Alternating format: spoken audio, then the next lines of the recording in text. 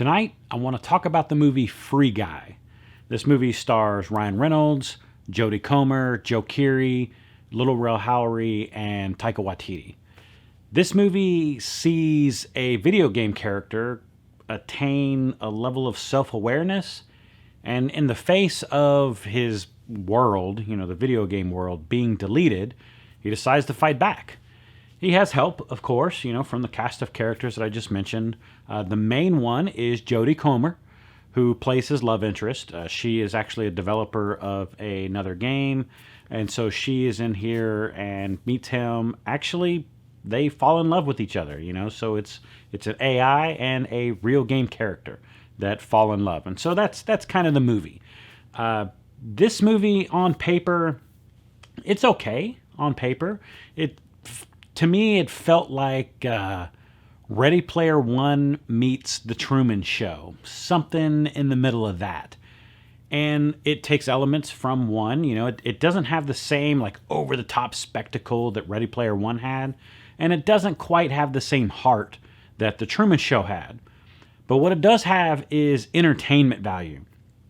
This movie is probably a 2.5 on paper. It's just okay. It's a little below average in scope, but Ryan Reynolds is amazing. If you like Ryan Reynolds, you will really like this movie. It's him being the character that we have fallen in love with. I do like Ryan Reynolds, so of course I went in kind of knowing I was probably going to like this movie.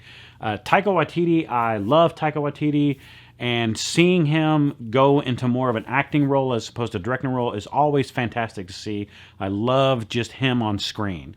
I thought Keery was really good.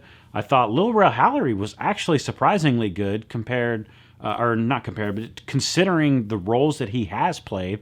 He's not playing a role that he hasn't played before. He's typically kind of the best friend role, and he does a really good job at that. So why change anything for this movie? He's leaning into his strengths. Jodie Comer was very surprising.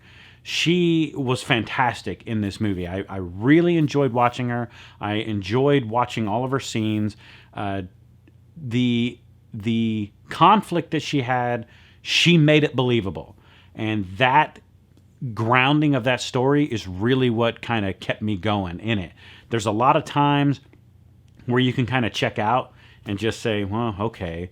It's a little ridiculous at times, but it's the way the actors connect with each other is what kind of brings you back in and keeps you going on the rails of this story. It could have been something bigger, but it was an almost 2-hour runtime, and so it wasn't as tight as I would have liked to have seen it. If it was a little tighter, if it was coming in around an hour and 35, an hour 40, it might have ranked a little bit higher. But because it is almost 2 hours long, it really is kind of belaboring a lot. There's a lot of cameos in this movie, and I feel like they kind of did their best to kind of squeeze them all in there. So because of that, it kind of padded the runtime a little bit. So with that, I'm actually going to have to give this movie a 3.5. It is better than average, which is why I give it a 3.5. Because I typically consider movies that have a 3.0, they're about average. Most movies that are made are probably around a 3.0. This one's a little better than average, mainly because of Ryan Reynolds and his charm, because he's fantastic. I mean, he's just funny to watch. You can tell a lot of the stuff was just ad-lib right there on the spot. They're giving him chances to improvise. He's playing a couple of characters in this movie, and he does a fantastic job.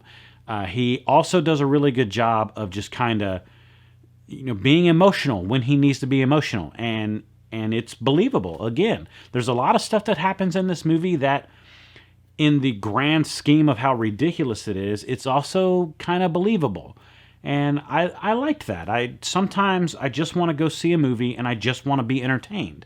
I don't want to have to think about it. I don't care. It's just a popcorn flick. And that's exactly what this is. It knows exactly what it wants to be, and it succeeds.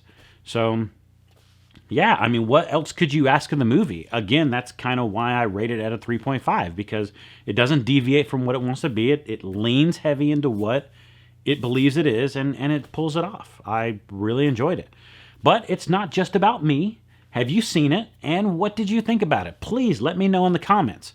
Make sure you subscribe and like the video, and I will keep pumping these out for you. I enjoy them. I hope you do too. And yeah, I'll see you next time.